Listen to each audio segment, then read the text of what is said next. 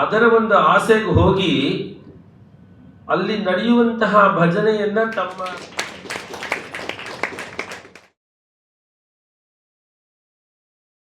ಅಂದ್ರೆ ಏಕಾದಶಿ ಚಿಕ್ಕ ಚಿಕ್ಕ ಊರುಗಳಲ್ಲೂ ಕೂಡ ನೀವು ನೋಡಿದ್ರೆ ಒಂದು ಭಜನಾ ಮಠ ಅಂತ ಒಂದಿದ್ದು ಅಥವಾ ಭಜನೆ ಸಮಾಜ ಅಂತ ಒಂದಿದ್ದು ಶನಿವಾರಗಳು ಪರ್ವಕಾಲಗಳು ಒಂದು ಅವಕಾಶವನ್ನ ಹುಡುಕೊಂಡು ಹೋಗಿ ನಾಮ ಸಂಕೀರ್ತನೆಯನ್ನ ಮಾಡ್ತಾ ಇದ್ದಂತಹ ಕಾಲ ಒಂದಿತ್ತು.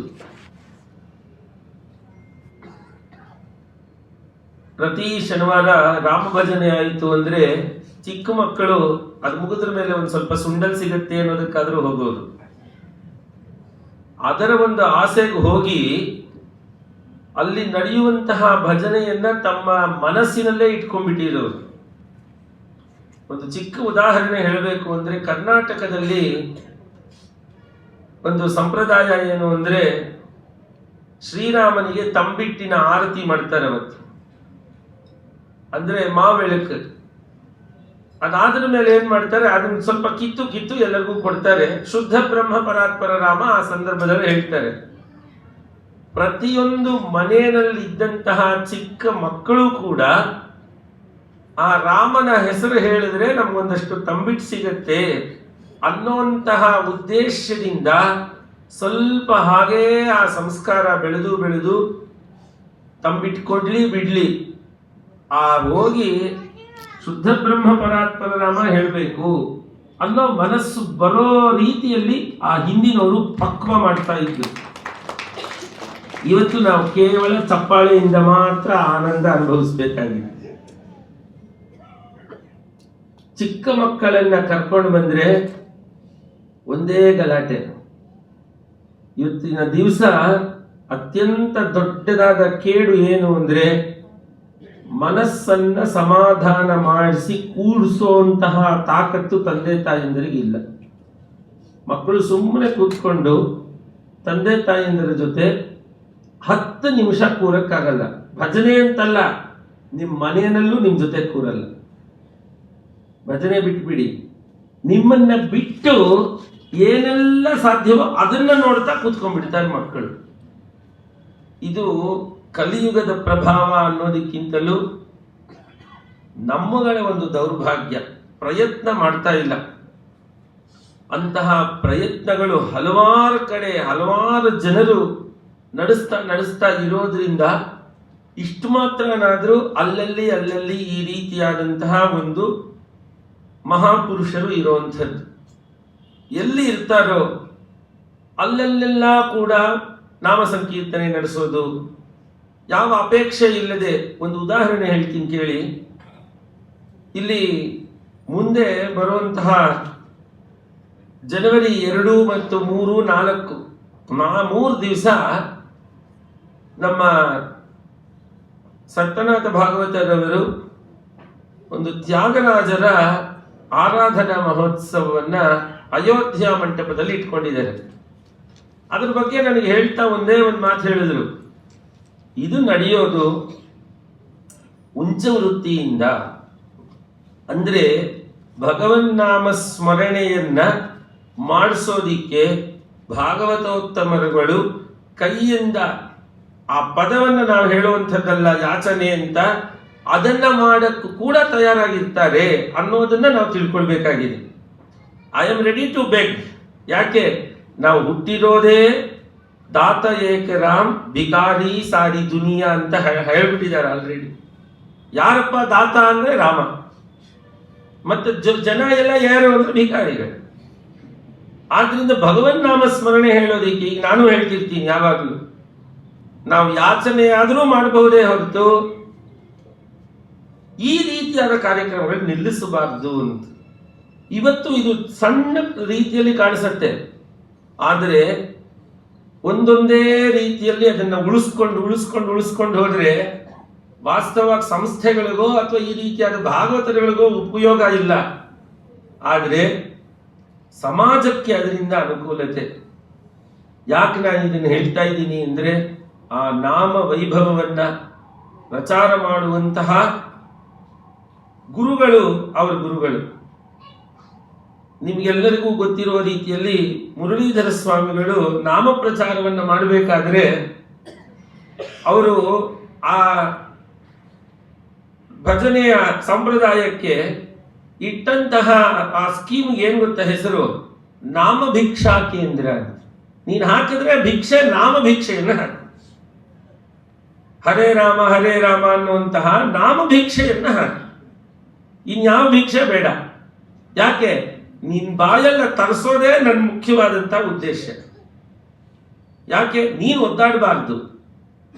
ಆ ರೀತಿಯಾದ ಪರಂಪರೆಯಲ್ಲಿ ಬರ್ತಾ ಇರುವಂತಹ ವಿದ್ವನ್ಮಣಿಗಳಾದಂತಹ ಸಟ್ಟನಾಥ ಭಾಗವತರವರು ಅತ್ಯಂತ ಶೋಭಾಯಮಾನವಾಗಿ ಸಮಾಧಾನವಾಗಿ ನಾಮ ಸಂಕೀರ್ತನೆಯನ್ನು ಮಾಡುವಂತಹ ಸಂದರ್ಭದಲ್ಲಿ ನಾವು ನೋಡ್ತೀವಿ, ದೂಷಣೆ ಅನ್ನೋದಕ್ಕಿಂತಲೂ ದುಃಖಕರವಾದಂತಹ ವಿಷಯಗಳೇನು ಅಂದ್ರೆ ಅಲ್ಲೇನೋ ಮಾತಾಡೋದು, ಅವ್ರ ಹತ್ರ ಸ್ವಲ್ಪ ಇವರು ತುಂಬಾ ಚೆನ್ನಾಗಿದೆ ಅಂತ ಅವ್ರ ಹತ್ರದಿಂದ ಪಕ್ಕವಾದ್ಯದವರು, ಹಿಂದೆ ಮಾತಾಡೋರು, ಹಿಂದೆ ಹಾಡೋರು, ಇವ್ರ ಜೊತೆ ಎಲ್ಲ ಹುರಿದುಂಬಿಸ್ಕೊಳ್ಬೇಕು ಅಂತೆಲ್ಲ ನೋಡ್ತಿರ್ತಾರೆ.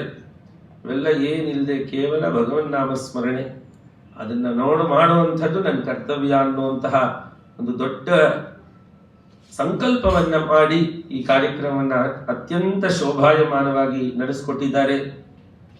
ಮೊದಲನೇ ಬಾರಿ ಸುರಭಾರತಿಗೆ ಬಂದ್ರು ಅನೇಕ ವರ್ಷಗಳಿಂದ ನಮ್ಮ ಜೊತೆ ಇರುವ ಭಾವವನ್ನ ಈ ಕಾರ್ಯಕ್ರಮದ ಮುಖಾಂತರ ನಮಗೆ ತರಿಸ್ಕೊಟ್ರು.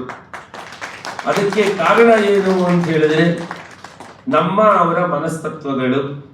ಅದು ಬೆಸುಗೆಯನ್ನ ಹಾಕಿ ಈ ರೀತಿಯಾದಂಥದ್ದು ನಡೆಸಿದೆ. ಈ ಒಂದು ಕಾರ್ಯಕ್ರಮ ಹೇಳಿದ್ನಲ್ಲ ಉಂಚವೃತ್ತಿ ಅಂತ, ಇದನ್ನ ಪ್ರತಿಯೊಬ್ಬರು ಆ ರೀತಿಯಲ್ಲಿ ಯತ್ ಸ್ವಲ್ಪಮಪಿ ತದ್ಬಹು, ಅದು ಚಿಕ್ಕದಾಗಿರಬಹುದು ಆದರೆ ಅದು ದೊಡ್ಡ ಮಹತ್ವದ್ದು. ಆ ನಾಮ ಪ್ರಚಾರವನ್ನ ಅದರಲ್ಲೂ ಹೇಳಿದ್ರು.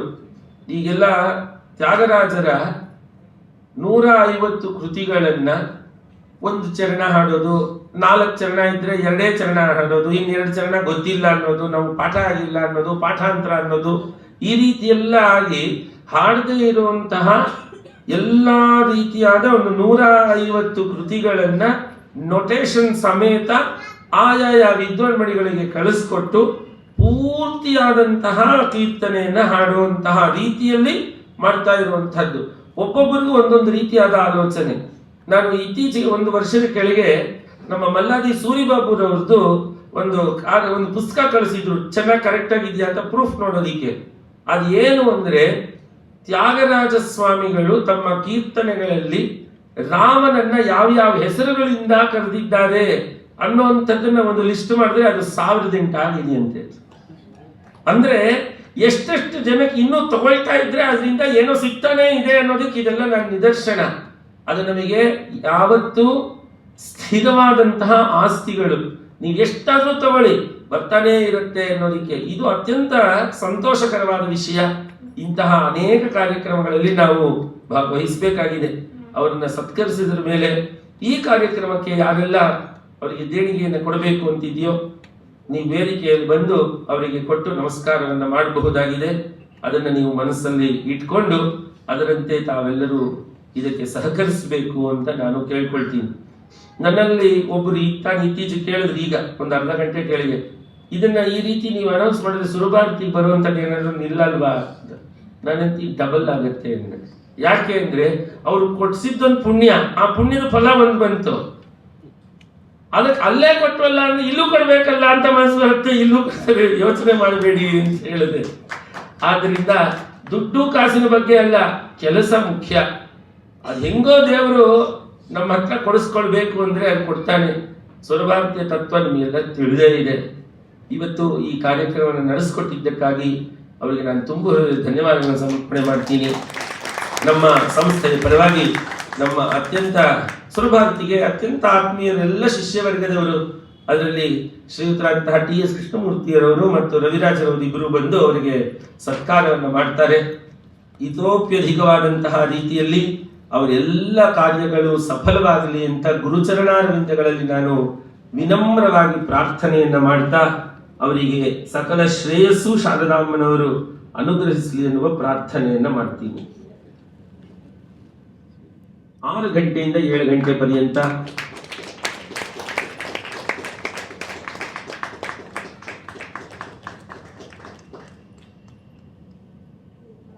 ಕರಚರಣ ಕೃತಂ ವಾ ಕಾಯಜಂ ಕರ್ಮಜಂ ವಾ ಶ್ರವಣನಯನಜಂ ವಾ ಮಾನಸಂ ವಾ ಪರಾಧಂ ವಿದಿತಮವಿದಿತಂ ವಾ ಸರ್ವಮೇತತ್ ಕ್ಷಮಸ್ವ. ಜಯ ಜಯ ಕರುಣಾಬ್ಧೇ ಶ್ರೀ ಮಹಾದೇವ ಶಂಭೋ. ಕಾಯೇನ ವಾಚಾ ಮನಸೇಂದ್ರಿಯೈರ್ವಾ ಬುದ್ಧ್ಯಾತ್ಮನಾ ವಾ ಪ್ರಕೃತೆ ಸ್ವಭಾವಾತ್ ಕರೋಮಿ ಯದ್ಯತ್ ಸಕಲಂ ಪರಸ್ಮೈ ನಾರಾಯಣಾಯೇತಿ ಸಮರ್ಪಯಾಮಿ. ಶ್ರೀ ಸದ್ಗುರು ಚರಣಾರವಿಂದಾರ್ಪಣಮಸ್ತು. ವೇದಿಕೆ